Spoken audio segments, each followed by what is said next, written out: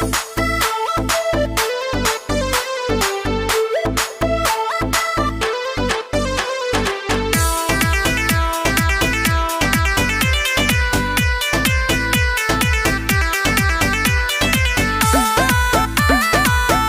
इस तस्वीर को एकदम गौर से देखिए दोस्तों। इस तस्वीर को दोस्तों शेयर किया अपना कृष्णा बेदर्दी जी ने दोस्तों अपना फेसबुक के मार्फत से। तो दोस्तों आपको बता देना चाहता हूँ दोस्तों, बात यह है कि कृष्णा बेदर्दी जी ने दोस्तों अपना फेसबुक के मार्फत से बताया कि दोस्तों नींबू खरबूजा भइल दो से भी बहुत ही ऊपर वाला दोस्तों गाना आने जा रहा है। तो दोस्तों वो गाना दोस्तों अब के 2 से 3 दिन में मार्केट में आने वाला है। तो दोस्तों तैयार हो जाइए दोस्तों, नींबू खरबूजा से भी ऊपर वाला। दोस्तों आप सोच सकते हो दोस्तों नींबू खरबूजा गाना कितना हिट और ब्लॉकबस्टर हुआ है दोस्तों, उससे भी ऊपर वाला गाना तो आप सोच सकते हो कितना धमाकेदार दोस्तों, कितना फाड़ू लेवल का होने वाला है दोस्तों। ट्रेंडिंग पर तहलका मचाने वाला गाना होने वाला है दोस्तों।